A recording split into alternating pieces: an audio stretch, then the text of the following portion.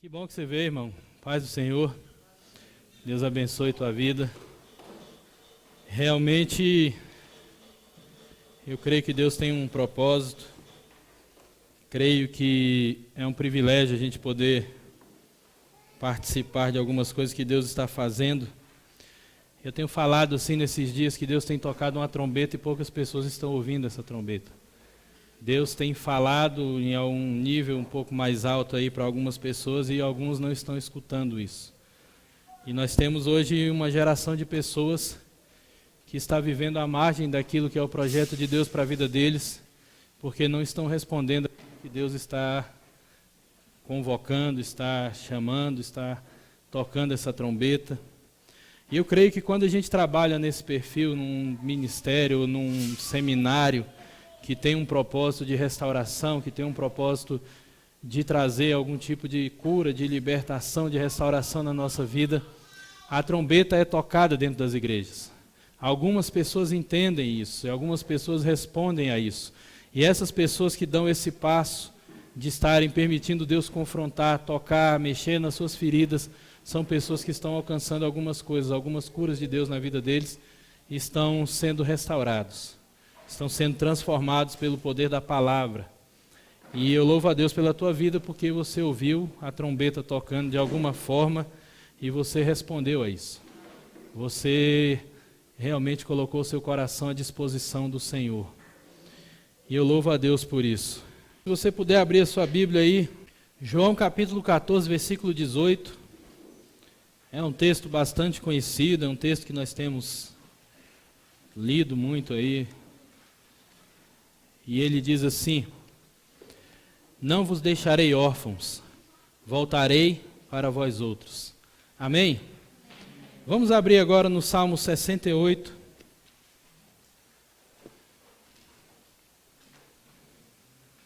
Versículo 5. Salmo 68, versículo 5. Versículo 6. É um texto tremendo também da palavra de Deus. Salmo 68, versículos 5 e 6 diz assim: Pai dos órfãos e juiz das viúvas é Deus em sua santa morada. Deus faz que o solitário more em família. Tira os cativos para a prosperidade. Só os rebeldes habitam em terra estéril. Vamos orar mais uma vez, queridos? Pai, nós queremos te louvar, Deus, pois entendemos, Senhor, que o Senhor tem um propósito aqui. E nós queremos, Deus, nos render completamente aos teus pés, nos render diante daquilo que o Senhor quer fazer, quer falar.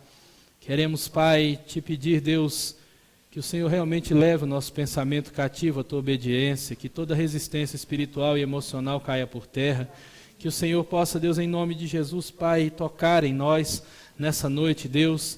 E eu te peço, Deus, um renovo sobre a vida dos meus irmãos. Que o Senhor possa renovar a força, que o Senhor possa renovar o vigor. Senhor, nós sabemos, Pai, que muitos vieram de um dia cansativo. E eu oro, Deus, para que todos nós sejamos fortalecidos no Senhor e na força do Teu poder. Nós oramos, Pai, em nome de Jesus, para que o Senhor possa realmente ministrar ao nosso coração. O Senhor conhece a nossa história, Pai. O Senhor conhece, Deus, as nossas dores. O Senhor conhece, Pai, os lugares, Senhor, que Satanás tem nos assolado. O Senhor conhece, Pai, as feridas que ainda não foram curadas. O Senhor conhece, Deus, a história, Pai amado, que nós temos escondido, que talvez nem tenhamos contado para ninguém ainda. O Senhor conhece tudo isso, Pai, e nós queremos colocar diante de Ti, Pai. Tudo isso, Deus, e te pedir, Senhor, conforme a necessidade de cada um, que o Senhor possa ministrar, que o Senhor possa falar, que o Senhor possa derramar vida sobre nós, para a glória do Teu nome, Pai. Nós te pedimos, Senhor, em nome de Jesus, Deus, que o Senhor possa, Deus, conduzir esse momento. Tua palavra diz que sem Ti nada podemos fazer. Por isso eu reconheço aqui a minha total dependência do Senhor, Deus. Em nome de Jesus, Pai. Amém, Senhor. Amém, queridos. Glória a Deus. Nós lemos dois textos que são interessantes, falando sobre essa questão de Deus nos ter ali, de alguma forma nos adotar, nos tirar da orfandade, de Deus se colocar como pai dos órfãos. E a gente entende hoje que a orfandade é uma epidemia generalizada no contexto do Brasil e do mundo. Quando nós conversamos com pessoas, quando nós trabalhamos em aconselhamento, quando a gente conhece os bastidores da história das pessoas, nós vemos literalmente que hoje existe uma epidemia de orfandade. Essa epidemia de orfandade, ela não se dá apenas por morte ou por abandono, ela se dá também por ausência emocional, e nós vamos estar falando de várias formas que essa orfandade ela se instala na nossa vida.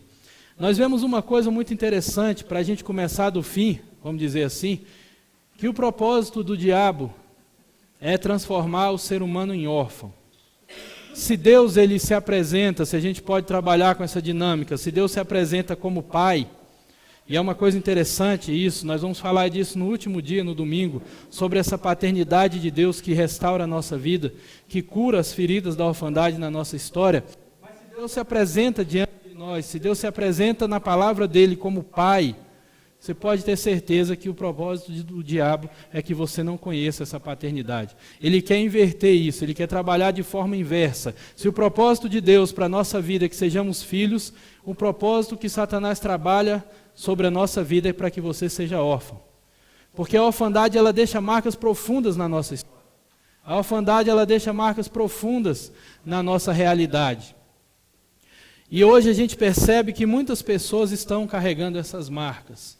Muitas pessoas, mesmo que não façam essa associação, não, eu tive uma história de orfandade, tive uma história de ausência, tive uma história onde eu não construí dentro de mim, emocionalmente, espiritualmente, o que era necessário para que eu tivesse uma vida saudável emocionalmente, para que eu tivesse um bom relacionamento com Deus. Muitas pessoas ainda que não se associem isso à orfandade, são pessoas que foram capturadas.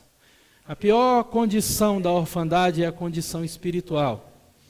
Hoje existe um espírito de orfandade que paira sobre o mundo, que paira sobre a nação brasileira.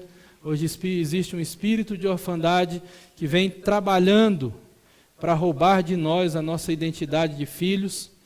E infelizmente a gente percebe que a igreja, que deveria ser o povo que conhece a Deus como Pai, continua ainda se relacionando com Deus como um órfão. E nós vamos trabalhar algumas coisas nesse sentido. Nós vamos pensar um pouco sobre isso. Quando eu conversei com o Marcelo, esse seminário surgiu assim de uma ideia, de um peso que Deus trouxe ao nosso coração. E tanto no meu quanto no dele, foi uma coisa muito rápida. Eu falei com ele, falando, não, então vamos marcar, e marcou, e fez, e aconteceu muito rápido, porque a gente começou a perceber essa necessidade. Hoje nós temos trabalhado com pessoas, temos escutado a história das pessoas, a gente trabalha no Ministério de Aconselhamento, de Libertação, e a gente gasta muito tempo ouvindo a história das pessoas para chegar a uma conclusão, muitas vezes, de que essa pessoa hoje está carregando as marcas da orfandade na vida dela, carregando as marcas das feridas emocionais que são causadas pela orfandade, e o propósito de Deus é nos atrair como filhos, querido. Eu quero começar dizendo para você, e vou repetir isso no domingo de manhã, se você ainda não se relaciona com Deus como filho, você ainda não entendeu o Evangelho. Se você ainda busca outro tipo de relacionamento, se você ainda compra o amor de Deus com o seu trabalho, se você ainda compra a aceitação de Deus ou o seu ingresso para participar de algum lugar com o seu trabalho, com os seus dons, você ainda é órfão. Você ainda não entendeu a sua identidade de filho. E eu creio que, trabalhando durante esses 3 dias, eu espero, a minha oração é que nós cheguemos aos últimos dias, ao domingo de manhã, e você tenha a sua convicção, eu sou filho, eu sou amado, eu não preciso provar, eu não preciso comprar nada, Deus me ama. Só que a gente percebe Satanás trabalhando nesse contexto. Primeira característica que a gente vê do mundo que nós vivemos é que a família está sendo destruída. Então existem conceitos que estão sendo implantados. O Salmo, eu acredito, deixa eu olhar aqui, eu acho que é o Salmo 11 ou 12, versículo 3, fala uma coisa muito interessante. Deixa eu ver aqui, meu irmão, é o Salmo 11, versículo 3, se você tiver a Bíblia aí e quiser abrir. A gente percebe uma coisa acontecendo de uma maneira que não é sutil, já está na maior cara de pau do mundo. O sistema que a gente está vivendo hoje tem trabalhado muito rápido em cima disso, mas esse salmo ele diz algo muito interessante. Ele diz assim: ora, destruídos os fundamentos, que poderá fazer o justo? Quando você começa a fazer um levantamento da situação atual da nação, da situação atual das leis, daquilo que a nação e os políticos e tudo isso que está acontecendo ao nosso redor estão trabalhando, você começa a entender que eles estão destruindo os fundamentos da palavra de Deus dentro de um perfil de família, no perfil de sociedade. E a cada dia que esses fundamentos são destruídos, eles limitam a cada vez mais a atuação da igreja, trazendo justiça, trazendo paz, trazendo o reino de Deus, trazendo tudo aquilo que a gente sabe que como filhos nós temos que trazer para esse mundo. Por isso que nós percebemos, ora, destruídos os fundamentos, quando se destrói o fundamento da família, a igreja recua e a igreja fica limitada. Quando transformam leis, quando criam leis que vão contra os fundamentos da palavra de Deus, eles acabam limitando a ação da igreja. E se esses fundamentos forem totalmente destruídos, meu irmão, a gente vai ter que orar muito. Na verdade, já tem que orar muito, porque a coisa está séria. E o texto diz assim, o que poderá fazer o justo? O que poderá fazer o justo se esses fundamentos forem destruídos? Se amanhã ou depois o conceito que nós temos de família já não for mais o mesmo? Se amanhã ou depois uma criança não vai ser mais criada por um pai e uma mãe dentro de uma constituição familiar, dentro de um perfil bíblico criado por Deus? Se amanhã ou depois a coisa está virando do jeito que a gente está vendo aí, a coisa está caminhando para algo muito perigoso e você vai tirando os fundamentos. E algo muito interessante, querido, a gente pode ouvir o que for lá fora, pode ouvir todas as propostas que Satanás tem colocado na boca de pessoas, da mídia, das novelas, dos filmes, no final você vai cair no mesmo ponto. As necessidades do ser humano permanecem as mesmas desde o Éden. Nada mudou. Essencialmente falando, dentro do teu coração, na tua alma, você ainda precisa das mesmas coisas que começaram lá no Éden. Por mais que a gente viva uma geração de entretenimento, um tempo onde as pessoas têm muito o que fazer, uma forma que as pessoas hoje vivem, uma forma distraída de viver, aquela coisa do não ter compromisso com algumas coisas, aquela coisa do entretenimento, uma forma de você estar preenchendo a sua mente com coisas que não vão te levar a lugar nenhum. Por mais que o mundo esteja assim, por mais que a situação esteja dizendo, algumas pessoas hoje têm muito entretenimento, então você tem uma forma de ser feliz muito fácil, a gente percebe que o ser humano nunca esteve tão mal, nunca esteve tão doente, tão destruído. E um dos estudiosos nessa área de família, ele disse que nós vivemos um tempo sem precedentes. Nós não temos precedentes na história da destruição de família que nós estamos vivendo nos dias de hoje e não tem como prever o estrago que vai ser para a próxima geração. Nós não temos como prever o resultado disso para os próximos, para os jovens que assumirem o compromisso de uma vida adulta. E isso tem pesado muito no coração da gente, como pastores, como pai, como líder. Eu creio que não só no meu, no do pastor Marcelo e de todas as pessoas que a gente tem conversado, porque hoje isso não começou nessa geração, querido. A gente vai falar, a geração de jovens de hoje não tem referencial, mas isso começou uma geração atrás.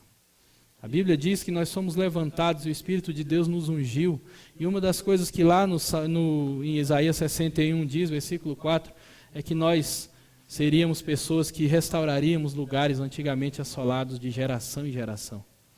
Então nós entendemos que Satanás tem trabalhado para destruir de geração em geração. Ele planta um conceito nessa geração, a próxima geração colhe. Ele planta uma ideia, ele planta uma destruição de um fundamento, a geração atual resiste, mas a próxima geração é bombardeada e ela acaba recebendo aquilo ali como se fosse uma coisa normal. Muitas coisas foram plantadas há 1 ou 2 gerações atrás e a geração de hoje está colhendo isso.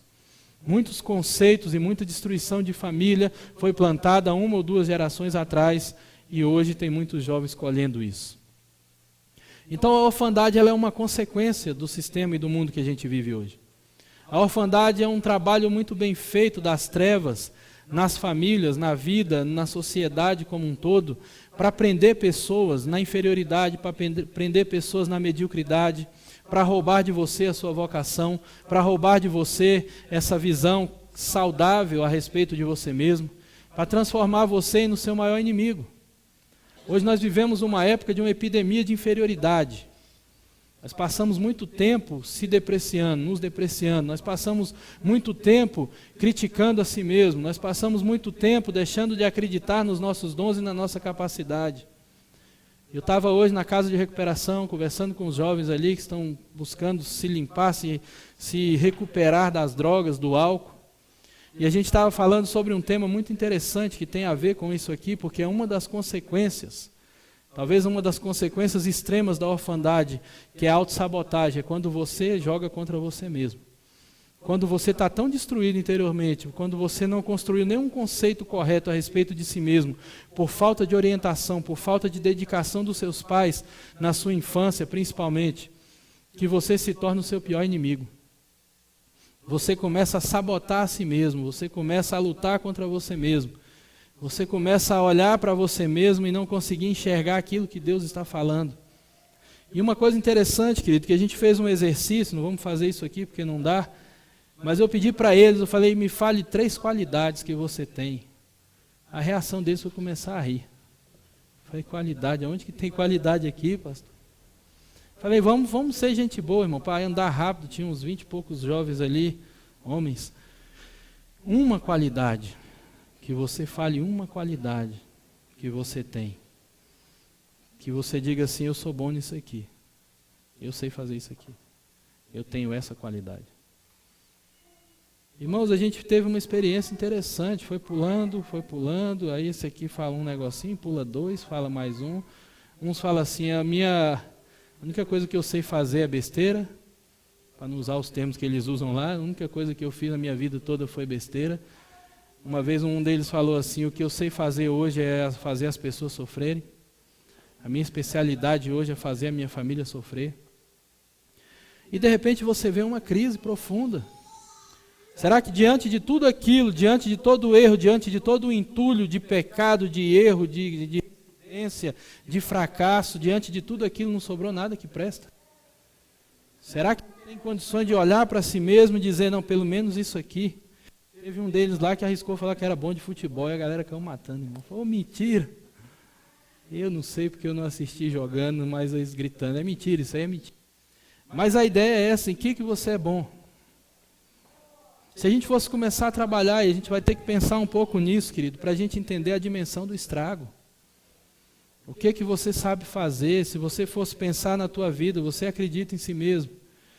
Existe um exercício muito legal, fica 5 minutos se olhando no espelho e começa a falar coisas boas a respeito de você mesmo. Sabe o que eles falaram? É impossível. Se eu parar para me olhar no espelho, eu vou me esculhambar todinho, eu vou me xingar. Isso chama autossabotagem, consequência de uma autoimagem destruída, consequência de uma visão distorcida a respeito de si mesmo. É quando você não consegue mais enxergar em você qualidades, é quando você não consegue mais ver em você os seus dons. Isso é uma consequência extrema da orfandade.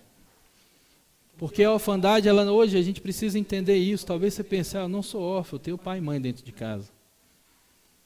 E a questão que a gente precisa analisar de uma forma mais profunda é que a orfandade não se dá só por pessoas que não tenham o pai ou a mãe mais dentro de casa. Em alguns casos o pai morreu, em alguns casos o pai foi embora, em alguns casos a mãe ou o pai morreram e tal. É o conceito tradicional de orfandade. Se você procurar no dicionário, o órfão é aquele que não tem o pai ou a mãe, e dependendo do dicionário você vai ver que órfão é aquele que perdeu o pai ou a mãe por morte. Então assim, eu sou órfão quando meus pais morrem. Só que a gente precisa entender de uma maneira mais profunda que a orfandade ela vai muito além disso. E hoje o sistema que foi criado dentro de um perfil mesmo de famílias que tenham um casamento, o marido e a esposa, que tenham pai e mãe dentro de casa, existem filhos órfãos dentro de casas com o pai e a mãe ali dentro. Por quê? Porque a primeira característica que a gente tem que analisar são funções de pai e mãe. Ser pai e mãe, ou paternidade e maternidade é uma função. Você tem que se perguntar como pai se você está funcionando na vida do seu filho dentro desse perfil de paternidade. Se você está suprindo as necessidades do seu filho como pai, como mãe, funcionando para ele na maternidade e na paternidade. Porque você pode estar dentro de casa, você pode estar pagando as contas, você pode estar educando, pagando a comida, e mesmo assim o teu filho dentro da tua casa tendo áreas que ele se sente órfão. tendo áreas que ele ainda não se sente amado, ele ainda não se sente parte, ele ainda não se sente pertencente. E aí a gente começa a perceber que a coisa agrava, por quê? Porque uma das coisas que os pais têm que funcionar na vida dos filhos é suprindo necessidades básicas emocionais. Por isso que muitos pais se surpreendem quando o filho chega em um determinado momento e ele tenta se matar. E eu estou falando de pais cristãos, irmãos, a gente escuta a história de pessoas, filhos de pastores, filhos de crentes, que num dado momento estão ali dentro da casa dos pais, e os pais achando que está tudo bem, quando chega em casa, pela misericórdia de Deus, o filho está lá estribuchando, mas não morreu. Como nós já recebemos ligações para ajudar pessoas, para atender pessoas que estavam numa situação dessa. E você percebe uma coisa interessante, querido. O espanto dos pais, eles não faziam a mínima ideia que a área emocional do filho estava daquele jeito. Quando a bomba estoura, e quando dá tempo de chegar e reverter o quadro, como foi alguns casos que a gente pegou, a gente ajoelha e fala, Deus, obrigado, porque pelo menos esse aqui não consumou o fato. E de repente a gente precisa entender que existe muito mais coisa dentro de um relacionamento de pai e filho do que só essa questão de suprir necessidades físicas. Daquela coisa, meu pai me pagou boas escolas. Lá dentro da casa de recuperação, exemplo interessante, existem muitos filhos de pais que têm condições financeiras. E muitos deles estudaram em boas escolas. E muitos deles tiveram oportunidades financeiras. E muitos deles poderiam dizer, eu não tenho motivo nenhum para estar vivendo o que eu vivo. Mas quando você começa a conversar, isso não é uma desculpa em si. A gente também não está aqui agora para descobrir que os nossos pais falharam e falar, agora eu sou essa canseira aqui porque meus pais falharam. Amanhã a gente vai estar falando muito sobre perdão, irmão. Amanhã a gente vai espremer o furúnculo. Vai doer, meu irmão. Quantos querem ser curados de fato, assim, de tudo mesmo? Glória a Deus, eu tenho uma boa notícia para você, dói pra caramba, meu irmão. Dói muito. Dependendo do grau de ferida que você tem, quando Deus começa a limpar isso aí, a espremer o negócio dói. Então a gente percebe que a orfandade não é só perder pai, perder mãe, nesse contexto de morte. A orfandade é uma coisa muito mais profunda. Se os nossos pais não funcionaram em alguma área da nossa vida, eles nos deixam órfãos. Claro que de 0 a 100 dentro de uma escala, a gente pode estar ali entre 0 a 100, tem uns que estão mais para o lado de 10, tem outros que já estão estourando no 100, tem outros que já estão em 100 e alguma coisa, já passaram do limite da orfandade. O propósito disso é que um espírito maligno de orfandade se aposse da sua vida. E você, quando você está debaixo desse espírito de orfandade, o ser humano não consegue entender a Deus como Pai. Ele não consegue encontrar a Deus como Pai. Por isso que eu falei, a gente tem que... Princípios espirituais, quando você trabalha de uma forma que funciona para Deus, se você inverter a moeda também, você vai ver que funciona de uma maneira invertida para o lado do inimigo. Quando a gente está falando, Deus se apresenta como Pai. Satanás vai te apresentar como alguém que quer que você seja órfão. Deus quer que você seja filho. Satanás trabalha na tua vida para que você seja órfão. Há alguns anos atrás a gente perguntava numa escola, numa classe, quantos aqui são filhos de pais separados?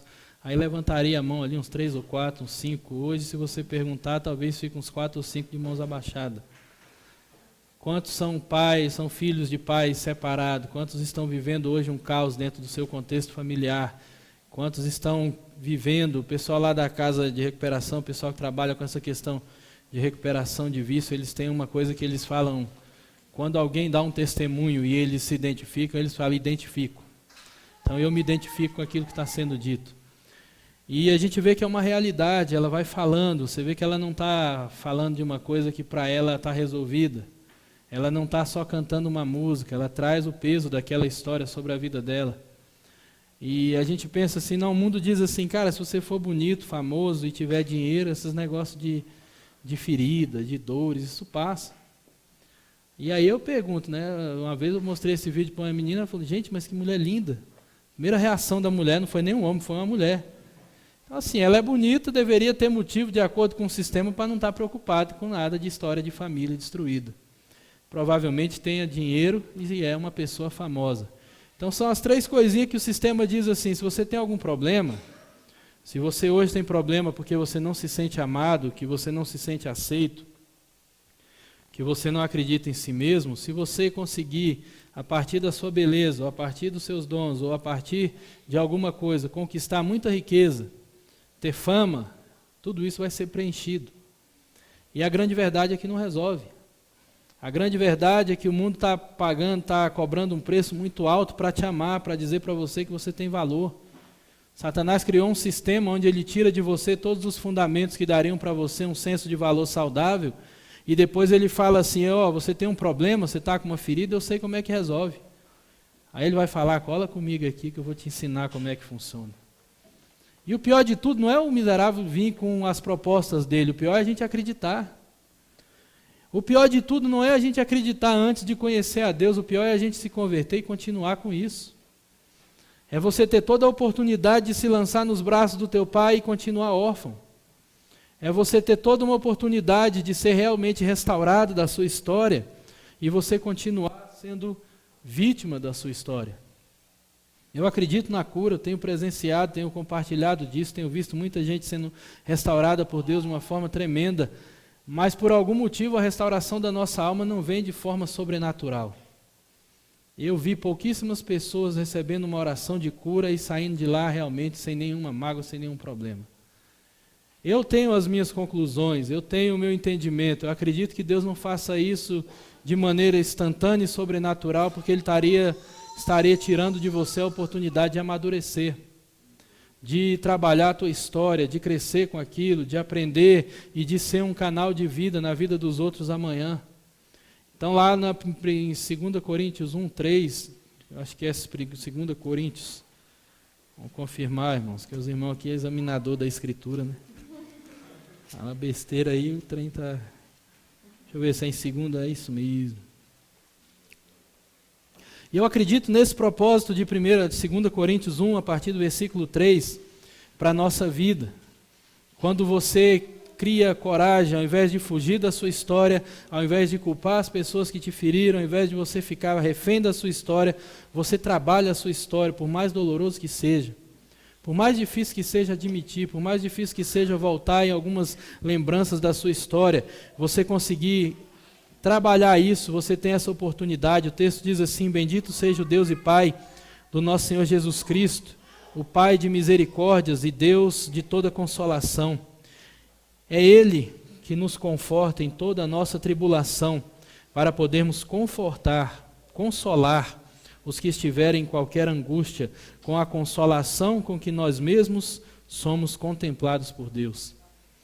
Eu acredito que quando você acredita ou você fica buscando de uma forma sobrenatural uma oração que vai mudar a tua história, que vai curar as suas feridas, e você não trabalha isso de uma forma madura, de uma forma realmente consciente e intencional, você vai perder isso aqui. Esse processo de amadurecimento, esse processo de crescimento, esse processo de poder dizer: cara, eu vim de uma história, meu pai virou as costas, meu pai me abandonou, e eu tive que lidar com esse estrago. Obrigado aí, reverendo. Eu tive que lidar com esse estrago, eu tive que tratar isso, eu tive que deixar Deus realmente espremer essas feridas. Eu sei que é doloroso, mas eu posso pegar na tua mão agora e falar: eu sei o caminho, eu sei por onde vai isso aqui. É por isso que a gente tem pouca gente que trabalha nessa área de restauração, querido. É por isso que a gente tem pouca gente que trabalha de fato, entendendo as dificuldades que é passar por um processo desse, porque poucas pessoas têm coragem de entrar nisso aí. Hoje a gente vive um tempo que todo mundo quer as coisas fáceis. A gente vive um tempo onde você sente uma dorzinha, você sente uma angústia, você sente uma ansiedade. As pessoas estão tendenciosas a ir buscar o remedinho que vai resolver. Os pais hoje estão tendenciosos a pegar um filho agitado, criado dentro do apartamento, que vive com o celular na mão, cheio de energia, subindo nas paredes. Estão tendenciosos, ao invés de dar atenção para ele, levar ele lá para brincar, a dar um remédio para ele sossegar. A geração de soluções fáceis. A geração de coisas que a gente quer para ontem, que a gente não sabe esperar, a gente não sabe entrar num processo. A gente quer tudo muito rápido, e cura da alma não é rápido. Libertação, quando a gente fala de libertação, de lidar com demônios, é uma coisa que você pode ter, dependendo do seu posicionamento, de uma forma mais rápida. Mas restauração é um passo a passo. Sabe por que eu falo isso? Porque eu falo a partir, não de uma história de orfandade de pai e mãe, porque eu não tive essa história, mas uma história de restauração. Todos nós, em maior ou menor grau, estamos passando por alguma situação que nós estamos sendo restaurados de alguma coisa. Eu acredito que todos nós estamos sendo tratados em alguma área, Deus está aprofundando de alguma forma na nossa vida, e não importa, trabalho há 15 anos com aconselhamento, já li vários livros, já estudei um monte de coisa, e até hoje eu não posso dizer para você que já estou curado. E eu não posso dizer para você, e eu acho tremendo, porque quando eu vejo Paulo dizendo, quanto a mim não julgo havê-lo alcançado, Paulo dizendo assim, eu não estou pronto, eu não sou perfeito, eu não alcancei, eu estou num processo. Isso traz conforto para o nosso coração, querido. Quando você vê Paulo dando uma crise, dizendo assim, cara, o bem que eu quero fazer eu não faço, mas o mal que eu não quero está constantemente diante de mim.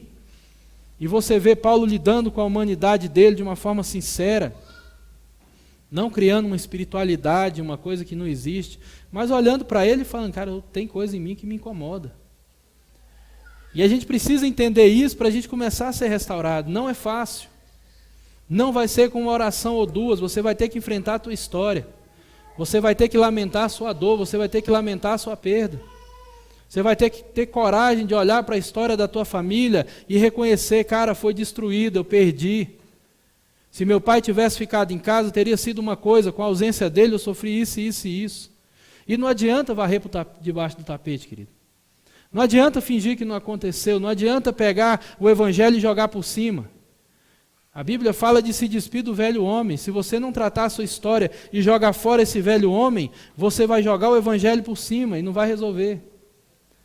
E a gente hoje prega um evangelho fácil. Não, vem aqui, vai ter a campanha, 7 dias, 20 dias no monte, não sei o quê. Irmãos, a gente tem escutado história de pessoas com problemas seríssimos. Eu ministrei um cara com problema de homossexualismo, aconselhando lá, conversando com ele. E ele numa crise tremenda, ele falou assim, eu conheço poucas pessoas nesse mundo que jejuaram como eu jejuei. Agora pensa, querido, o desespero da alma do cara. Porque não interessa o que estão dizendo lá fora, não interessa o que estão aprontando lá fora com essa história, o que interessa é que a Bíblia está dizendo uma coisa e o cara estava em crise. Porque lá no coração dele era sincero, ele queria realmente viver a vontade de Deus para a vida dele. E tinha um problema com essa situação e ele não queria se render a isso. E de repente ele fala assim, eu conheço poucas pessoas que jejuaram como jejuei. Conheço poucas pessoas que fizeram campanhas em monte como eu fiz. Tamanho era o desespero da minha alma para ser livre disso.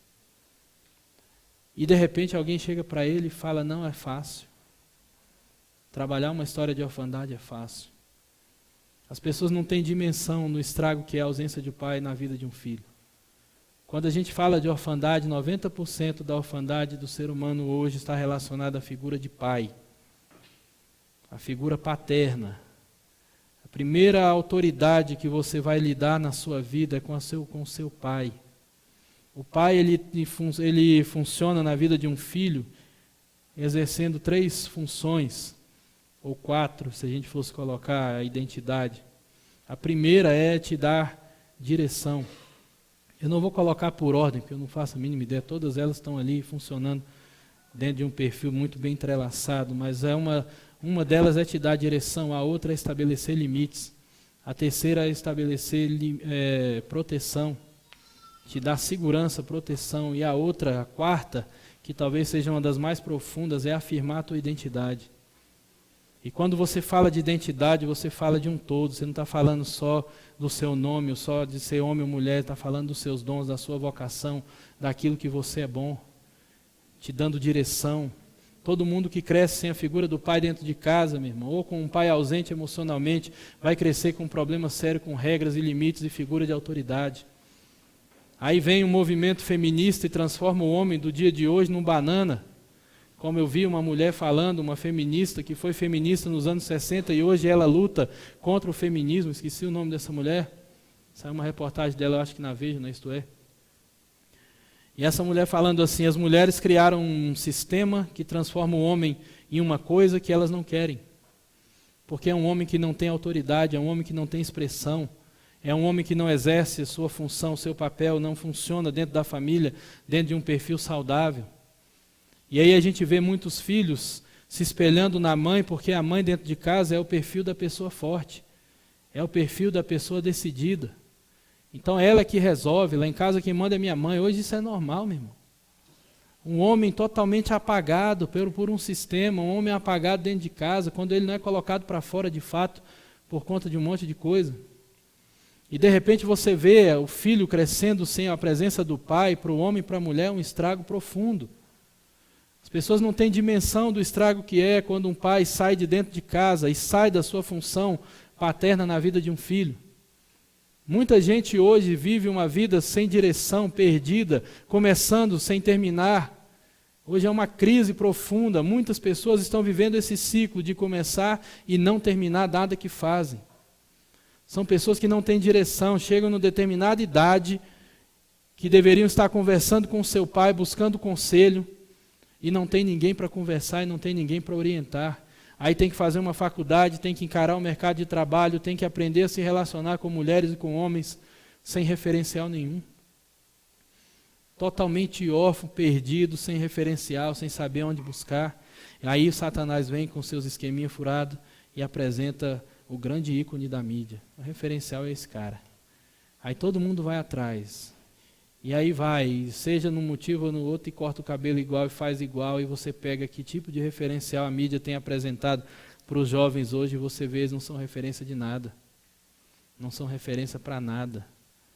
Só porque são bonitos ou têm dinheiro, meu irmão, isso não é referencial para nada. E de repente você vê uma geração de jovens se perdendo, meu irmão. Se perdendo porque não acreditam em si mesmo, se perdendo porque não conseguem olhar para si mesmo e entender o valor que eles têm. Uma geração de jovens que olham para si mesmos e falam, eu não tenho nenhum dom e eu não tenho nenhuma vocação, não sei fazer nada. E aí você pergunta, meu irmão, quantas vezes alguém sentou com você e te ensinou? E isso é muito sério, porque às vezes a gente não sabe fazer um monte de coisa porque ninguém nunca parou para ensinar. A criança, eu estou com um filho de 5 anos e o cara é uma esponja de aprendizado. Se você tiver tempo para sentar com ele e ensinar para ele, é uma vez só, não precisa ficar repetindo 50 vezes a mesma coisa, não. E ele vai aprendendo, ele vai absorvendo, ele vai fazendo as coisas, vai entendendo isso. Só que a pergunta é aquela, meu irmão, seu pai estava lá? A Bíblia fala no Deuteronômio 6, para quando a gente for ensinar os filhos, a gente incutir na cabeça dele. A gente está ali com os filhos, na hora que ele levanta, na hora que ele vai dormir, caminhando. Sabe o que mais me chama a atenção nesse texto? É que para que você faça isso na vida de um filho, para que você receba isso de um pai, ele tem que estar lá. E uma coisa interessante, querido, o pai não é o cara para que fala para você o que você tem que fazer. Pai não é o cara que vai chegar para você e dizer o que é certo e errado. Pai é o cara que você vai imitar. Pai é o cara que vai ser o teu modelo, direto ou indireto. O pai ele tem toda essa função, a criança observando o pai fazendo as coisas, mas ao mesmo tempo, se você virar a moeda de novo, você vê que o negócio funciona também. Se você não teve o pai, você ficou sem referencial, sem uma forma saudável de saber como resolver e como fazer. Sabe, uma das coisas que a gente percebe, existe uma crise nos homens que vivem hoje, e uma geração de jovens que não sabe o que é ser homem. As pessoas têm falado, né? Esses dias eu estava andando na rua, estava dirigindo e eu olhei para o lado, tinha uma mulher carregando um saco de laranja, devia ser um saco de 20 quilos, e um rapazinho com a mochila nas costas andando do lado dela e conversando. E eu pensei, meu Deus do céu, não fazem mais homem como antigamente. Como é que um rapaz novo, forte, deixa uma mulher carregando um saco de laranja de 20 quilos, enquanto ele está com a mochilinha dele nas costas, caminhando do lado dela, a mulher se arrastando e puxava e arrumava, e o cara ali conversando como se nada tivesse acontecendo. Sabe o que é interessante, querido? É que a gente às vezes olha para o jovem, culpa, e eu igual estou falando, a gente não tem como ficar preso nessa coisa, vou culpar os meus pais em si, a gente precisa ir além disso. Mas os jovens não têm referencial, eles não têm aonde olhar e se espelhar. Quando o homem entra na fase adulta dele, ele não tem como saber como tratar uma mulher, porque ele não viu o pai e a mãe dele tratando a mulher. Ele não sabe como lidar com os seus filhos, porque não viu o pai dele tratando. E muitas vezes a criança está imitando. Então isso é muito bom quando você tem um pai bom, que é um referencial de honestidade, que é um referencial de paciência, que é um referencial de carinho, de amor, mas isso é muito ruim quando você não tem o seu pai ou quando o seu pai não é esse referencial, porque essas marcas vão ficar na tua alma. E a gente precisa entender isso. A gente estava falando aqui, para quem quer abrir, Deuteronômio 6.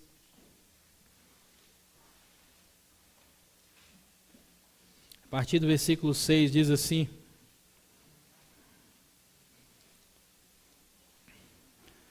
por isso que a gente tem falado, pai não vai ser o cara que vai dizer para você o que fazer, querido.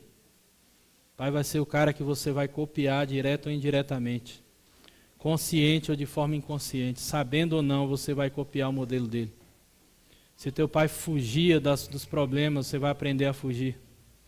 Se teu pai se escondia e não resolvia da forma correta, se teu pai gritava, se teu pai era nervoso, você aprende assim. E aí vira um referencial. E esse texto está dizendo assim, a partir do versículo 6. Estas palavras que hoje te ordeno estarão no teu coração, pois no teu coração tu as inculcarás a teus filhos, e delas falarás assentado em tua casa, e andando pelo caminho, e ao deitar-te, e ao levantar-te. Também a atarás como sinal na tua mão, e te serão por frontal entre os olhos. Isso aqui é interessante, primeiro por quê? Porque para um pai fazer isso com o filho, ele precisa estar lá. O texto ele é bem prático, ele não está dizendo assim, olha, você vai passar ao seu filho exercícios para ele fazer sobre a Bíblia. Ele está dizendo assim, você vai estar lá a hora que ele acordar. E você vai estar lá na hora que ele for dormir. E você vai gastar tempo como pai caminhando com ele. E você vai gastar tempo sentado conversando com ele. Para o pai fazer isso, a gente fica naquela crise. Por que meu filho não quer servir a Deus? A gente precisa entender como é que a gente está servindo a Deus. Não adianta falar de Deus se você não para estar perto do teu filho, mostrando para ele como é que faz. Sendo um referencial. E aqui você vê assim 3 situações pelo menos. Primeiro, assentado. Sabe aquela coisa de você sentar perto do teu pai e conversar com ele? Sabe aquela coisa de você ter um tempo onde você aprende com o teu pai, ouvindo ele te ensinar, mas não só ouvindo o que ele está falando, vendo também as atitudes dele? Sabe aquela hora que a criança vai dormir e ela pede uma história para o pai tem que estar lá para contar. E aí você escolhe uma história e você pode contar uma história da Bíblia. Sabe quando a criança acorda? Está falando aqui, ó, você vai inculcar no teu filho. Só que hoje a gente vive uma crise profunda porque os pais não estão mais lá. Os pais não estão mais para sentar com seus filhos e conversar. E os pais também não estão lá a hora que a gente acorda. Que os filhos acordam. E os pais também não estavam lá na hora que eles iam dormir. Às vezes o pai estava dentro de casa, como eu já ouvi muitas vezes, pessoas entrando numa crise profunda e no momento de estar perdoando o seu pai, eles viraram e falaram assim, por que você sempre foi como um móvel dentro de casa? Uma vez eu estava conversando com uma menina e eu falei assim, se você estivesse diante do seu pai, o que você ia falar para ele? E ela disse assim, por que você nunca fez diferença? Por que você era como um móvel dentro de casa? Olha só a expressão que a mulher usou para o pai dela. Era um cara sem expressão, um cara que não interagia, um cara que não fala. O que a gente mais ouve é assim, meu pai é um cara fechado. Meu pai é um cara calado. E isso deixa marcas, querido. Eu quero ler outro texto que eu acho muito legal também aqui, que está em 1 Coríntios 4, versículo 15. A gente pode ler a partir do 14, até o 16. E aqui eu vou fazer de Paulo as minhas palavras, irmãos, não estou falando nada disso para envergonhar ninguém, nem para trazer crise. Por isso que é um seminário de 3 dias, você só vai entender o mistério todinho se você chegar até o fim. Hoje a coisa está um clima que chega a orelha e fica pegando fogo, você já sentiu? Um peso, meu irmão, um clima assim, mas é assim mesmo. No último dia a gente resolve isso aí. A partir do 14 diz assim, não vos escrevo essas coisas para vos envergonhar, pelo contrário, para vos admoestar como a filhos meus amados, porque ainda que tivessem milhares de preceptores ou mestres em Cristo, não teríeis, contudo, muitos pais, pois eu pelo Evangelho vos gerei em Cristo Jesus. Admoesto-vos, portanto, que sejais meus imitadores. Eita Deus, olha só, chega a falar em línguas. Aleluia. Você vê aqui a potência aqui de Paulo, irmãos, que coisa profunda. Sabe o que Paulo está dizendo? A gente tem muita gente na igreja que serve como alguém que fala para você o que você tem que fazer. Mas nós temos pouquíssimas pessoas que funcionam como pai, que são dignas de serem imitadas.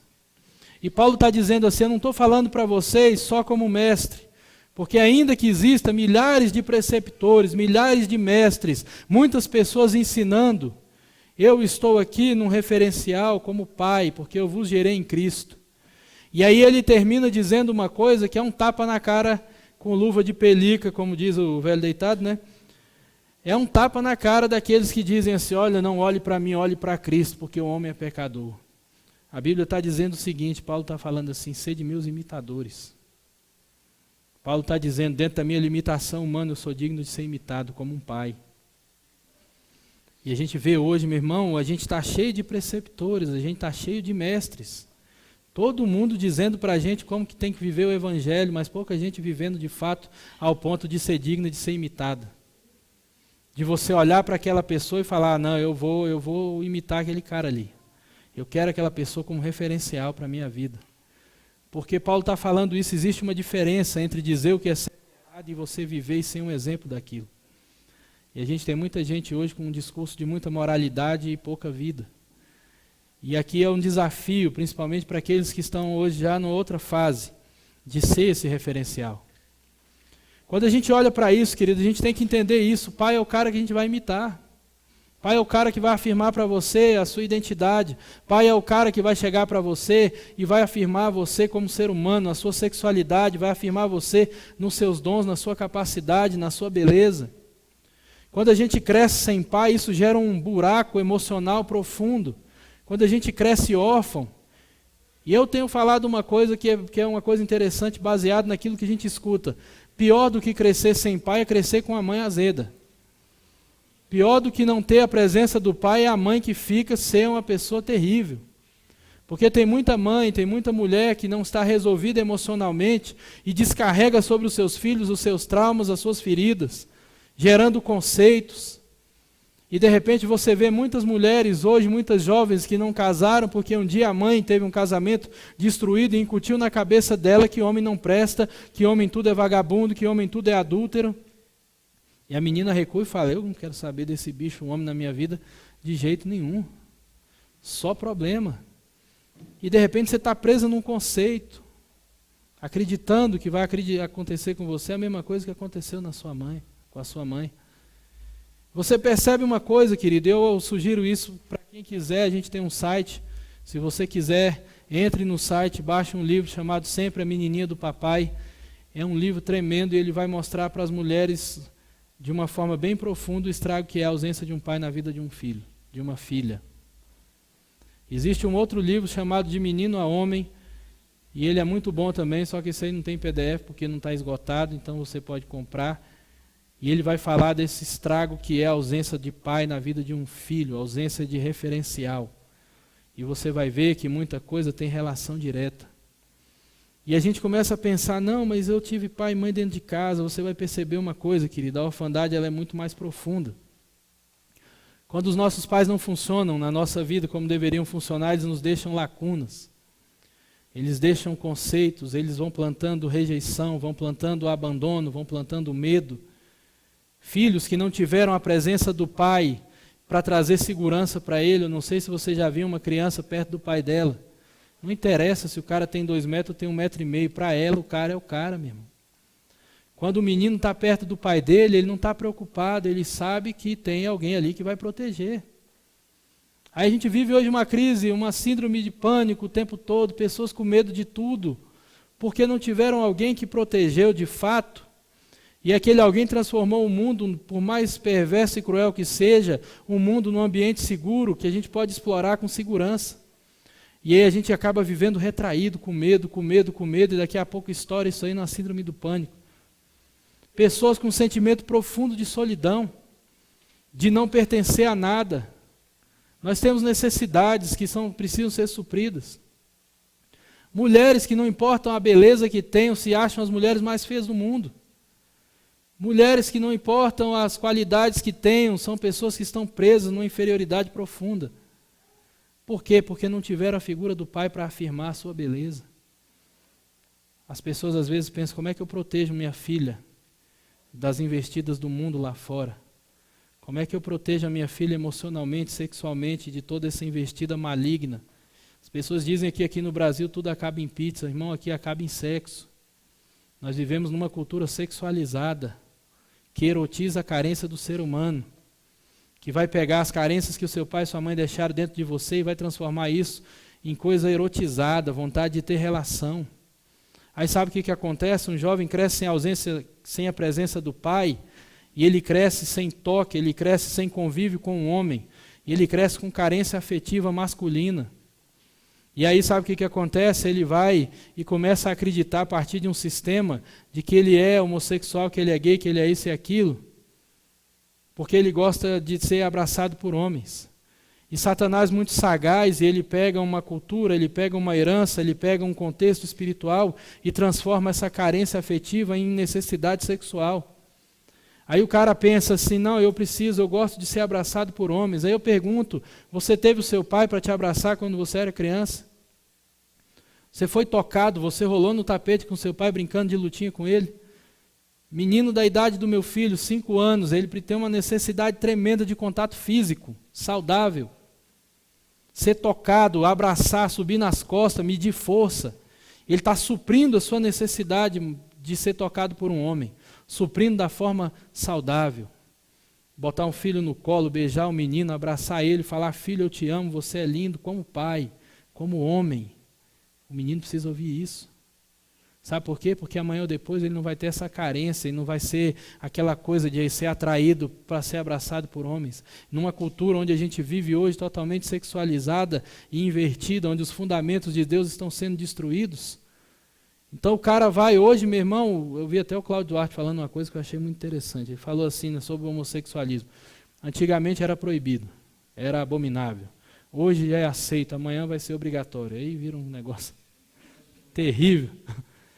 Então, uma coisa que tem caminhado de uma forma muito maligna, querido. Conversei com jovens que não eram gays, mas acreditavam que eram por uma cultura.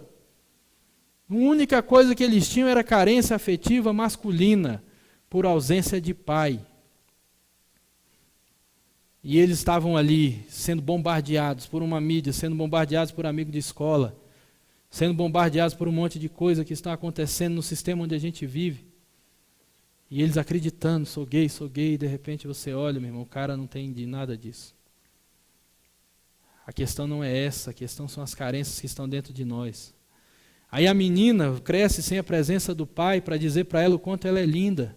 Não importa a beleza, querida, a menina pode ter o cabelinho dela que varre o teto e ela não tem problema.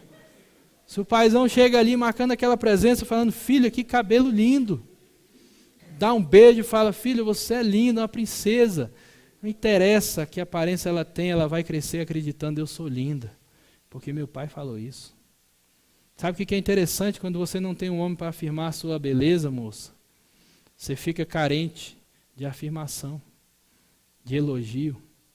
Sabe por que as pessoas dizem assim, a mulher ela é atraída pelo que ouve? É uma realidade, são características. O homem pelo que vê, a mulher pelo que ouve, mas quando uma mulher não é suprida na sua infância, através de um homem, de forma saudável, que afirma a sua beleza, que afirma a sua importância, o seu valor, ela vai crescer procurando isso. Vai crescer atrás. E aí nós vemos a nossa cultura erotizada, maldita, maligna, dizendo assim, olha filho, você já tem 7 anos, já tem 8, você tem coisas em você que os homens gostam. Começa a mostrar. Começa a mostrar cada vez mais cedo, a menina nem amadureceu o corpo, já está usando roupinha curta. Cada vez mais malignos, homens endemoniados que têm prazer naquilo. E aí o sistema diz assim, você quer receber o amor que você não recebeu do seu pai? Você quer receber o abraço que você não recebeu do seu pai? Você quer receber a atenção que você nunca teve? Comece a se deitar com homens e se entregue sexualmente para eles. E a menina cria um conceito dentro da alma dela, que o jeito mais rápido que eu vou ter tudo isso que eu preciso é me dando sexualmente. É me lançando nos braços. Só que isso é um tiro no pé, irmão, porque todo mundo que já viveu uma história assim sabe que quanto mais isso acontece, menos valor a gente sente. Quanto mais a gente se deita, quanto mais a gente se entrega, quanto mais a gente se relaciona, mais inferiorizado, mais desvalorizado e mais culpado e com vergonha a gente se sente. Mais preso a gente vai ficando. E aí você começa a perceber que essa ausência, esse buraco que fica, ele precisa ser preenchido. E se Deus não entrar, o diabo entra, querido. Se Deus não entrar como seu pai, preenchendo tudo aquilo que seu pai nunca te deu, Satanás entra e te prende na orfandade. E a orfandade, ela gera algumas características. Então existem muitas pessoas, a gente vai falar alguns tipos de orfandade. Primeiro, a orfandade espiritual, que é a pior que tem, é quando você é incapaz de ver a Deus como pai. Quando o seu pai foi um referencial tão ruim que ele ofuscou completamente a sua capacidade de enxergar a Deus como um pai. E se existe alguém injustiçado nesse mundo por causa de um posicionamento errado dos homens, é o próprio Deus. Porque a paternidade é algo tão sério, tão profundo, que você carrega como pai, o homem carrega como pai características do próprio Deus. Porque Deus se coloca como pai, querido. E sabe o que acontece? A criança, ela é o primeiro referencial de Deus que ela vai ter, é olhando para o pai dela. Se a criança cresce com um pai que é amoroso, um pai carinhoso, ele vai entender que Deus é um Deus amoroso. Se a criança cresce com um pai que é acessível, que dá atenção, ela vai entender que quando eu orar a Deus, o meu pai, ele vai me ouvir. E se ela cresceu com um pai que era provedor, que cuidava, que provia, que não deixava faltar nada para ela, não só no contexto financeiro. Porque a gente fala assim, conversando com pessoas, olha, a pessoa diz assim, meu pai foi um cara muito bom. Foi, irmão? Por quê? Meu pai não deixou faltar nada. O que que não faltou? Tinha tudo, comida, roupa. Foi o que mais que tinha? Não, meu pai era um trabalhador. Aí você pergunta, seu pai te abraçava? Não. Seu pai algum dia chegou para você e falou que te amava? Não. Seu pai algum dia te deu um abraço e chamou você de princesa? Não. Seu pai já pegou na sua mão na rua e passeou com você quando você era criança, brincou de bola contigo? Não. Então, meu irmão, faltou muito mais do que você está pensando. Ah, não faltou nada. Meu pai nunca deixou faltar. Deixou, irmão. Deixou faltar referencial de muitas coisas. E aí você começa a perceber, quando os nossos pais não têm um relacionamento com Deus, de fato, eles vão nos deixar órfãos espiritualmente. Quando os nossos pais não são referenciais, principalmente o nosso pai, ele vai te deixar órfão, numa condição de orfandade espiritual. E hoje a gente tem uma geração de órfãos dentro da igreja porque estão na condição de órfãos espirituais, porque não são capazes de enxergar a Deus como pai. Uma vez conversei com um irmão, e esse irmão, ele era um cara muito... tinha o ministério dele, e ele... acho que trabalhando na área de louvor, ele falou assim, eu não consigo ver Deus como pai. E uma coisa interessante, querido, que ele falou assim, para mim o Deus está o tempo todo me ferrando, usando os termos dele. Para mim Deus está o tempo todo me ferrando, meu irmão. Tudo que eu faço parece que Deus é aquele cara que vai jogar areia. Por quê? Porque o pai dele fez isso, meu irmão. O pai dele era o cara que sabotava ele em tudo. E um dia ele chegou para mim e disse assim, meu pastor... mas tudo que eu vou fazer, eu ainda escuto lá na minha mente meu pai me chamando de vagabundo e falando que eu não vou dar conta. O pai dele já morreu tem muitos anos, irmão. Ele já não é mais um menino, já é um cara maduro. E ele fala assim, todas as coisas que eu vou fazer, quando eu vou trabalhar, quando eu vou estudar, quando eu vou fazer qualquer coisa, eu começo aquilo escutando meu pai dizendo assim, você não vai conseguir porque você é um vagabundo. E sabe de uma coisa, querido? Anos e anos de evangelho, ministrando louvor a Deus, tocando, falando do amor de Deus, cantando, e nada no fundo órfão. E você pensa, que absurdo. Não, irmão, é mais comum do que você pensa. Então a orfandade, você trabalha com essa orfandade espiritual, depois você trabalha com a orfandade emocional. Se seus pais não tiveram ali presente realmente para te suprir emocionalmente, para falar para você o quanto você é amado, para te amar de forma incondicional, para tratar você como uma pessoa que tem valor, para apreciar você como ser humano, cresceu com orfandade emocional. Cresceu com um vazio profundo. provavelmente você tem um conceito totalmente distorcido a respeito de você mesmo. Talvez hoje você esteja lutando com um complexo profundo de inferioridade, com um sentimento profundo de que você é feio, de que você não tem capacidade de fazer nada e que você não consegue desempenhar nenhuma coisa bem feita. Para não virar vigília, irmão, vamos avançando aqui. Orfandade afetiva, orfandade de toque, de abraço, de ser acolhido. Se você não teve isso, seus pais foram aquelas pessoas secas, frias, que não te tocaram, você cresce com características, você cresce com orfandade afetiva, com necessidade de ser tocado. Orfandade de comunicação é a ausência de conversas, exemplos, experiências. Aí você pergunta uma coisa interessante, querido. Você já sentou com teu pai para ouvir a história dele? Aí você pergunta, não sei nem cadê ele, nem conheci meu pai, como é que eu vou ouvir a história de alguém? Nós tivemos uma experiência muito interessante com uma irmã. Ela baixou esse livro, fez os exercícios. Já não é mais uma menina, talvez uns 50 anos, 40 e poucos, não sei. E ela teve uma experiência tremenda, onde teve muita gratidão no coração dela, pois ela teve a oportunidade de pegar algumas coisas e conversar com o pai dela. Quantos já viram aquele filme chamado Fly, que é o filme O Voo, com Denzel Washington, que ele vira o avião de cabeça para baixo e faz umas proezas, só que ele estava bêbado. Muito interessante esse filme, irmão. E no final, o filho dele vai lá, isso aí foi até uma cunhada minha que falou e me lembrou desse filme, que é muito interessante. No final, o filho dele, já adolescente, vai visitar ele na prisão. Vou acabar logo com o filme contando o final. Para quem queria assistir, já era, meu irmão, só lamento. Mas o filho dele vai na prisão falar com o pai dele. E o filho dele vai entrevistar o pai dele e fala assim, o sujeito mais incrível que eu nunca conheci. Eu vou estar entrevistando o homem mais incrível que eu nunca conheci. Isso aí, às vezes, é a realidade da vida das pessoas que tiveram o pai dentro de casa, mas nunca tiveram a oportunidade de ouvir a história dele.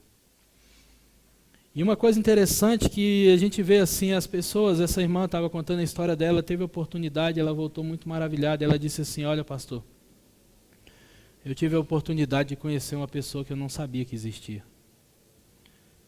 E isso me trouxe muitas lições. Primeiro que isso não tem idade. A orfandade ela não é curada nos 30, nem nos 40, nem nos 50 e talvez nem nos 80. A orfandade, a gente precisa sair daquela mentira do sistema de que o tempo cura alguma coisa. O tempo não cura nada. Tem gente morrendo com 90 anos, carregando mágoa de 6 anos de idade de um abuso sexual, como eu já ouvi uma senhora no final de um seminário chorando e falando, eu fui abusada quando eu tinha 7 anos. Ela devia ter pelo menos uns 70. E falou, e até hoje eu não perdoei o abusador. Falei, irmão, isso é uma coisa muito séria, porque você está comprometendo a sua eternidade. Mas amanhã a gente vai falar disso. Então, a orfandade de comunicação, as pessoas não sabem a história, não conhecem, não tiveram oportunidade de conversar. Orfandade ética, aquilo que a gente viu no vídeo, o menino está ali vendo o pai dele bater o carro, o pai dele, em vez de sair fora porque ninguém estava vendo, ele deixa um bilhete ali, falando, amassei teu carro, cara, liga para mim, a gente vai dar um jeito de consertar isso aí. Isso é orfandade, isso aí é ética, é te dando um referencial de como ser dentro dessa visão ética, de moral, de tudo. De repente a gente vê o pai da gente mentindo, roubando, enganando, cheio de conversa. Aí cresce com muita dificuldade depois de ser honesto. Orfandade normativa.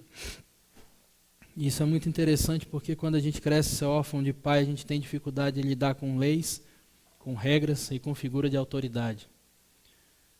Quando um órfão se depara com um líder, com um pastor, ele entra em crise. De duas, uma, ele se afasta com medo do cara ou ele fica querendo comprar a aceitação dessa pessoa de todo jeito. E aí acaba entrando num problema sério. Existem algumas características de um órfão, eu quero falar aqui em 20 para a gente estar encerrando. Se você se identificar com uma ou mais, amanhã a gente vai estar falando algumas coisas e domingo eu creio que Deus vai estar operando maravilhas aí no nosso meio. Primeira coisa, o órfão não se sente amado. Então é um cara que fica o tempo todo com aquela ideia, ninguém me ama, ninguém gosta de mim. Segunda questão, não se sente valorizado ou importante. Então as perguntas que começam a surgir, responda para você mesmo você se sente alguém amado de fato, e você acredita que você tem valor, você acredita que você é importante em algum lugar para alguém, lá no fundo, querido, talvez você responda politicamente correto dizendo: eu me sinto importante para Deus. E de fato você é, mas isso é uma realidade dentro de você? Isso é uma coisa real? E outra pergunta que vem em cima dessa questão do valor: se você se sente alguém valorizado, aonde está o seu senso de valor? O que diz para você hoje que você tem valor de fato? São coisas que o mundo disse ou só é realmente uma visão correta daquilo que Deus pensa de você? Terceiro, não se sente apreciado. Você se sente alguém apreciado? Você acha que você é uma pessoa digna de ser admirada em alguma coisa? Como você, independente do que você faça, você acha que você é digno de ser admirado? O mundo hoje cria uma coisa muito louca na cabeça da gente. Eles estão perguntando assim, de forma indireta: que graça que tem ser você mesmo? Que graça que tem ser você? Que graça que tem ter a sua aparência? Que graça que tem fazer as coisas que você faz? Por isso que eles vivem o tempo todo criando insatisfação no teu coração para você ser outra coisa. Aí você vê os casos extremos do cosplay. Pessoal que assume a identidade de um personagem de mangá, de sei lá de quê. Meu irmão, isso é o cúmulo da insatisfação consigo mesmo.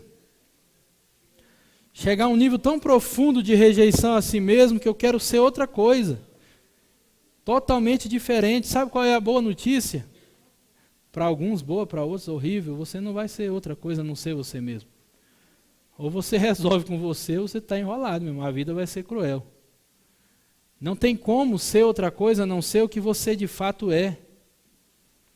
É uma grande perda de tempo a gente ficar querendo ser o que a gente não é, porque quando você está assim, você vai gerar em você um sentimento profundo de que você não é amado, que você não é aceito e que as pessoas não gostam de você. Por quê? Porque elas não conhecem você de fato. Esse é o grande problema de se relacionar a partir de personagens. Personagens, irmão, eu sou um personagem, um papel que eu criei para me relacionar. A pessoa que se relaciona por personagem, ela tem um sentimento profundo de solidão e de que não é amada. Porque sabe aquela coisa, tipo assim, eu crio alguma coisa que não sou eu. E o meu eu se esconde. E essa coisa, as pessoas começam a gostar dela. Só que eu vou sentir assim, não gostam de mim, gostam disso aqui que eu inventei. Gostam do cara que não diz não, gostam do cara que não contraria ninguém, gostam do cara que toca, gostam do cara que canta, mas eles não me conhecem de fato. E esse é o grande problema, porque as pessoas que criam personagens se sentem sozinhos o tempo inteiro. Outra coisa, não se sente seguro. Primeiro, estou falando seguro não no sentido de proteção, sou insegura. Aquela pessoa que nunca acha que está bom, tudo que ela faz, ela fica naquela insegurança tremenda. Aquela mulher que veste as 25 roupas que tem, 25 vestidos e nada está bom, uma insegurança tremenda. Nunca está bom, nunca sabe o que dizer, vai escolher uma coisa para comer, entra numa crise. Irmãos, tudo que eu falo, eu escutei. Escutei a menina falando para pastor, eu entrei numa crise de insegurança tão profunda que até numa lanchonete eu entrava em crise. Eu vou pedir o quê? Eu vou pedir um hambúrguer, eu peço uma pizza. Não, mas se a pizza não tiver boa e o hambúrguer estiver melhor, e começa. E uma crise, daqui a pouco a pessoa surta por causa disso, meu irmão. Uma insegurança que consome ela. Não se sente protegido, acha que o mundo é um lugar hostil, perigoso, embora seja, e não consegue explorar o mundo de uma forma saudável. Fica o tempo todo se protegendo, aquelas pessoas que engessam a perna com medo de quebrar. Não jogo futebol porque machuca. Não brinco de nada porque machuca. Não faço nada porque isso. Não me relaciono porque machuca. Machuca mesmo, irmão. Se existe uma certeza na vida que quando você se relaciona intimamente com alguém, você vai se ferir. Pode ter certeza disso. Uma hora alguém vai te machucar. Mas ela se protegendo. Não posso. Não se sente aceito. Não se sente parte de nenhum grupo. A pessoa tem um problema sério de pertencer. É nessa hora que as gangues assumem os órfãos. A gente falou disso aqui, acho que domingo, um dia desse, falando sobre essa questão da carência também. A dinâmica da gangue, quando o cara não se sente parte de nada, aí encontra um grupo de pessoas que também não se sente parte de nada, e acaba virando aquele pequeno grupo feliz. E ali dentro ele se sente parte, ele se sente alguém. Então o cara não se sente útil, se sente sozinho, é extremamente desconfiado, é pessimista, se sente inferior, se sente incapaz, tem uma mente de escravo. Eu quero dar uma ênfase nisso aqui. 15 e 16, é extremamente competitivo, é viciado em reconhecimento. Isso aqui é a marca mais profunda de um órfão. É o cara que é extremamente competitivo, ele não consegue se alegrar com o sucesso do outro. É aquela pessoa que está o tempo todo olhando para o outro e pensando, por que com ele e não comigo? Realmente eu não tenho valor, porque se Deus me amasse, eu estava vivendo o que o outro está vivendo. Não se alegra com o sucesso de ninguém, é uma pessoa que tem problema sério de competição. O tempo inteiro está competindo, o tempo inteiro está se comparando, o tempo inteiro está medindo. O tempo todo ele precisa disso. Às vezes a pessoa cria um mecanismo de falar mal dos outros, de procurar defeito nos outros, para amenizar a inferioridade dele. Uma vez eu conversei com um cara e ele estava falando, e o cara extremamente crítico. Eu falei para ele, cara, tu já parou para pensar que essa dinâmica que você criou é porque você tem tanta inferioridade que você precisa ficar achando o defeito dos outros para amenizar o sentimento que você tem? Para amenizar o desconforto que é estar perto de alguém que você acha que é superior a você, e de repente você tem que olhar para ele e falar, não, ele não é tão bom assim não. Esse cara aqui, meu irmão, o cara tem mau hálito, descobriu um defeito. Descobriu um defeito nele, o cara não é perfeito não. Então se o cara está o tempo todo procurando, competindo, se comparando, meu irmão, se liberta. Se você ainda está nessa de se comparar, ficar medindo aquilo que você faz, você ainda está sendo muito órfão. Viciado em reconhecimento, querido. Aquele cara, aquela pessoa que não pode fazer nada, que está esperando o tapinha nas costas. Para falar, cara, que coisa boa que você fez. Acho legal Jesus falando assim, né? Quando vocês forem orar, porque naquela época os fariseus oravam gritando nas praças para dizer que eles eram os caras. Vai para o teu quarto em secreto, faz a coisa, e não importa se tem gente olhando ou não, faça em secreto, porque o teu Deus, o teu Pai, aquele que ama, aquele que sabe o que você está fazendo, Ele vai te recompensar. Você não precisa esperar o aplauso das pessoas, você não precisa esperar o reconhecimento do pastor, você não precisa esperar. Quando a gente é viciado nisso, tem gente que se não ouvir um elogiozinho de manhã, o dia já acabou. Meu dia hoje está péssimo, ninguém falou hoje que eu estava bonito, que eu estava isso, que eu estava aquilo. Casamentos onde as mulheres ficam forçando o tempo todo o marido falar o quanto ela é bonita, porque ela tem um problema tão sério com isso. Forçando o tempo todo o marido falar que ama. E aí quando o marido fica 5 minutos sem falar, ela entra em crise. O cara arrumou outra. O cara tem 5 minutos que não fala que me ama. Tem 5 minutos que não me faz um elogio. Meu irmão, carência profunda aqui, ó, orfandade. O órfão é possessivo e ciumento. Sabe por quê, querido, que o órfão é possessivo e ciumento? Porque quando ele encontra um pouquinho para suprir aquilo que ele está buscando, que ele está precisando, ele morre de medo de perder. Então, se eu encontro um relacionamento onde não é saudável, mas eu estou devorando o outro emocionalmente, eu vou fazer de tudo para não perder aquilo. Mesmo que seja uma amizade. Me deu atenção, me deu elogio, me deu um pouquinho daquilo que eu preciso, minha alma está ali recebendo umas gotinhas na língua que está com sede, então faz o seguinte, eu não vou abrir mão de você nunca. Não compartilho, não permito que você converse mais com ninguém, aí sufoca a outra pessoa, até o outro sair correndo e falar, Deus me livre disso aqui, eu não aguento um relacionamento desse não. E ninguém aguenta, irmão, um relacionamento desse. É um cara medroso, uma coisa muito séria, não sabe lidar com os seus erros. O órfão é um cara que tem problema seríssimo com o erro, porque isso gera muita culpa e às vezes a nossa forma que a gente foi tratado no nosso erro gerou para a gente um problema sério de rejeição. Então, dependendo da forma que você foi tratado quando você errava, pelos os seus pais te tratavam, você vai ter um problema sério com o seu erro, você vai se sentir extremamente culpado. Aí a pessoa diz assim, uma qualidade que eu tenho é que eu sou perfeccionista. E hoje eu tenho uma certeza na minha vida, perfeccionismo não é qualidade, perfeccionismo é uma prisão. É uma prisão emocional. O perfeccionista, ele diz assim, eu vou ser tão bom, eu tenho tanto medo de ser rejeitado, que eu vou ser tão bom que eu vou proibir, eu vou criar uma coisa que você não vai achar nenhum erro em mim. então eu vou te proibir de me rejeitar. Eu vou impedir você de me rejeitar, porque eu sou perfeito. Vou ser tão bom para você que você não vai ter um motivo para me rejeitar. E aí, sabe o que acontece? Vive dentro de uma prisão, tentando agradar o tempo inteiro, tentando ser o que não é o tempo inteiro, uma pessoa que não consegue dizer não, uma pessoa que fica o tempo todo fazendo tudo que os outros querem. E sabe o que acontece? Chega uma hora, meu irmão, que a sua alma vai entrar em colapso. Sua área emocional vai afundar. E aí você vai ver que carregar um papel de uma pessoa boazinha o tempo todo é impossível.